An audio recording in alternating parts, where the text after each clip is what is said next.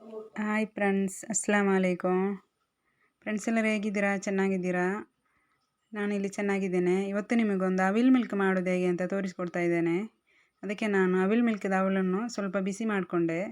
ಅದೇ ಥರ ನೆಲಕಡಲೆ ತಂದಿದ್ದೇನೆ ಅದಕ್ಕೆ ಹಾಕಲಿಕ್ಕೆ, ಅದನ್ನು ಸಹ ಸ್ವಲ್ಪ ಬಿಸಿ ಮಾಡ್ಕೊಳ್ತಾ ಇದ್ದೇನೆ.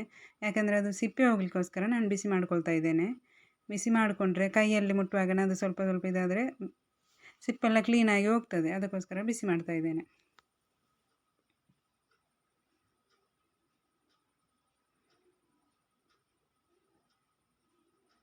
ಇನ್ನು ನಾನು ಅವಿಲ್ ಮಿಲ್ಕ್ ಮಾಡೋದಕ್ಕೆ ಮೈಸೂರು ಬಾಳೆಹಣ್ಣು ತಗೊಂಡಿದ್ದೇನೆ.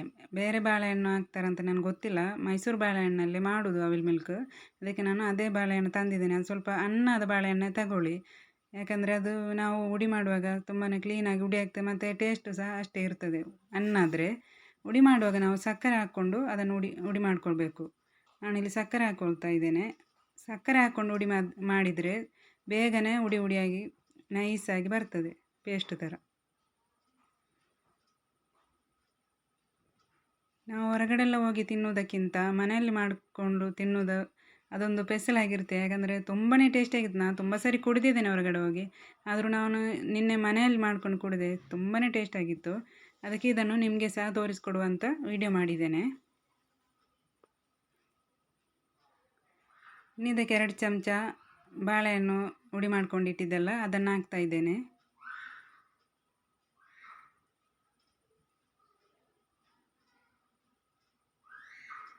ಅದನ್ನು ಹಾಕ್ಕೊಂಡು ಮತ್ತೆ ಸ್ವಲ್ಪ ಅವಲಕ್ಕಿಯನ್ನು ಅದರ ಮೇಲೆ ಹಾಕ್ತಾ ಇದ್ದೇನೆ.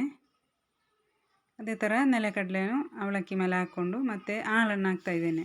ಹಾಲಂದರೆ ನಾನು ಫ್ರಿಜ್ಜಲ್ಲಿ ಇಟ್ಟದ್ದು, ಫ್ರೀಝರಲ್ಲಿ ಇಡಲಿಲ್ಲ. ಯಾಕೆಂದರೆ ನಮ್ಮ ಮನೆಯಲ್ಲಿ ಎಲ್ಲರಿಗೂ ಶೀತ ಆಗಿದೆ. ನಿಮಗೆ ಬೇಕಾದರೆ ಫ್ರೀಝರಲ್ಲಿ ಇಟ್ಕೊಳ್ಳಿ. ಐಸ್ ಜಾಸ್ತಿ ಬೇಕು ಅನ್ನೋರು ಇದ್ದಾರಲ್ಲ, ಅಂಥವರಿಗೆ ಫ್ರೀಝರಲ್ಲಿಟ್ಟು ಐಸ್ ಮಾಡ್ಕೊಂಡು ಹಾಕಿ ನೀವು. ನನಗೆ ಜಾಸ್ತಿ ಐಸ್ ಬೇಡ ಅಂತೇಳಿ ಫ್ರಿಜ್ಜಲ್ಲಿಟ್ಟ ಹಾಲನ್ನೇ ಹಾಕ್ತಾ ಇದ್ದೇನೆ. ಅವಲಕ್ಕಿ ಹಾಕಿದ್ದೇನೆ, ಅದರ ಮೇಲೆ ಕಡಲೆ ಹಾಕ್ತಾ ಇದ್ದೇನೆ ನೋಡಿ.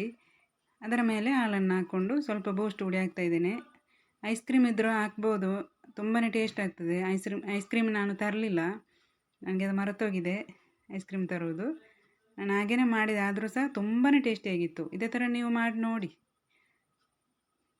ನಿಮಗೇನೆ ಗೊತ್ತಾಗ್ತದೆ ಟೇಸ್ಟ್ ಹೇಗಿರುತ್ತೆ ಅಂತ. ಹೊರಗಡೆ ಹೋಗಿ ಕುಡಿಯೋದಕ್ಕಿಂತ 3 ಪಟ್ಟು ಟೇಸ್ಟ್ ಆಗಿರುವಂಥ ಅವಿಲ್ ಮಿಲ್ಕ್ ಮನೆಯಲ್ಲೇ ರೆಡಿ ಮಾಡಿಕೊಂಡು ಕುಡಿಬೋದು. ಈಗ ಅವಿಲ್ ಮಿಲ್ಕ್ ರೆಡಿ ಆಯಿತು. ಅದು ಫುಲ್ಲಾಗಲಿ ಅಂತ ಸ್ವಲ್ಪ ನಾನು ಹಾಲು ಹಾಕ್ತಿದ್ದೀನಿ, ಯಾಕೆಂದರೆ ವೀಡಿಯೋ ಮಾಡ್ತಾ ಇದ್ದೇನಲ್ಲ ಅದಕ್ಕೋಸ್ಕರ. ಇಲ್ಲಾಂದರೆ ಸಾಕಾಗ್ತಿತ್ತು ನಾನು ಫುಲ್ಲಾಗಲಿ ಅಂತ ವೀಡಿಯೋ ಮಾಡೋದರಿಂದ. ಆದರೆ ಸಹ ಇದೇ ಥರ ಅವಿಲ್ ಮಿಲ್ಕ್ ನೀವು ಮಾಡಿ ನೋಡಿ, ಹೇಗಿದೆ ಅಂತ ನನಗೆ ಕಮೆಂಟ್ ಮಾಡಿ ತಿಳಿಸಿ. ತುಂಬಾ ಟೇಸ್ಟಿಯಾಗಿರುವಂಥ ಅವಿಲ್ ಮಿಲ್ಕ್ ಮನೆಯಲ್ಲೇ ಮಾಡಿ ನೋಡಿ. ಇವತ್ತಿನ ವಿಡಿಯೋ ಇಷ್ಟೇ ಫ್ರೆಂಡ್ಸ್. ಇನ್ನೊಂದು ವಿಡಿಯೋ ಜೊತೆ ನಾಳೆ ಸಿಗೋಣ. ನನ್ನ ವಿಡಿಯೋ ಇಷ್ಟ ಆದರೆ ಲೈಕ್ ಮಾಡಿ, ಶೇರ್ ಮಾಡಿ. ಅದೇ ಥರ ಹೊಸಬ್ರಾದರೆ ಸಬ್ಸ್ಕ್ರೈಬ್ ಮಾಡೋದನ್ನಂತೂ ಮರಿಬೇಡಿ. ಸಬ್ಸ್ಕ್ರೈಬ್ ಮಾಡಿ, ಸಪೋರ್ಟ್ ಮಾಡಿ. ನೋಡುವಾಗಲೇ ಗೊತ್ತಾಗ್ತಲ್ಲ, ತುಂಬಾ ಚೆನ್ನಾಗಿದೆ. ಎಷ್ಟು ರುಚಿ, ಅಷ್ಟೇ ರುಚಿನೂ ಆಗಿದೆ ಇದು. ಓಕೆ.